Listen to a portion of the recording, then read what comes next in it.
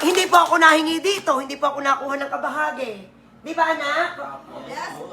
Ito po ay pinapaubaya ko po sa kanila. Hi! Hi! Siyempre po, gusto po namin na maghatid ng pasasalamat sa inyong lahat, sa nagmamahal, sa kapitbalay, at siyempre, sa lahat na nagbibigay ng tip! Napansin ko kasi kanina, nung dami na ng tip ng mga bata, para po sa inyong kaalaman, sa lahat ng mga nagbibigay ng tip, ito po ay kanila pong pinaghahati-hatian every end of the month. At, syempre po, dito po sila kumukuha po minsan ng kanilang pangkain. Kumuha po sila dito ng kanilang pambili ng ulam. At kapag gusto po nilang masarap ang kanilang ulam, ganon.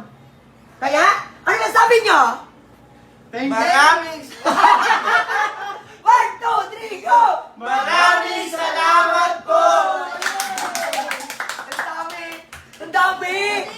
Salamat po! Kapag marami ang tip, ibig sabihin ay... Hindi, tingin ko pag marami ang tip, marami ang nakakaibig na service. Kaya naman, maraming salamat po sa pagmamahal niyo po sa Kapet Balay, sa Kapet Balay staff, Kapet Balay family. Mahal din po namin kayo.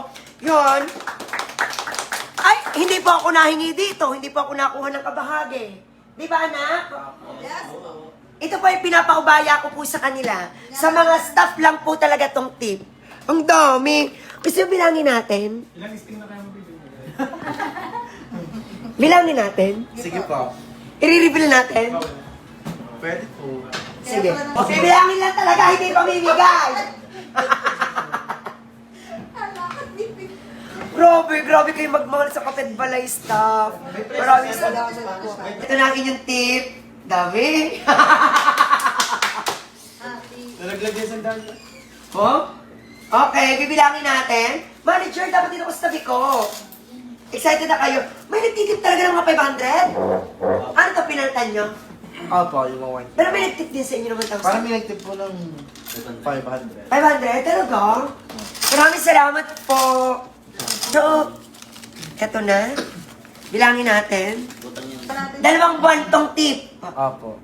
Maraming salamat po. Ito na ang natip nyo. 1, 2, 3, 4, 5, 6, 7, 7, 5, 8, 1, 2, 3, 4, 5, 6, 7, 8, 9, 10, 9,000! 1, 2, 3, 4, 5, 6, 7, 8, 9, 10, 10,000! 7! Tama? 10,760? At? Divide po. 10,860? 10,880? Ano ba po? 80. So, nakaipon tayo. Alam mo, kasali ako eh. So, pinagkalooban kayo na lahat ng mga customers. Binigyan kayo ng 11,641. So, ito ay inyong paghahati-hatian o ibibili nyo ng ulam. Bahala kayo. Wala akong pakalam.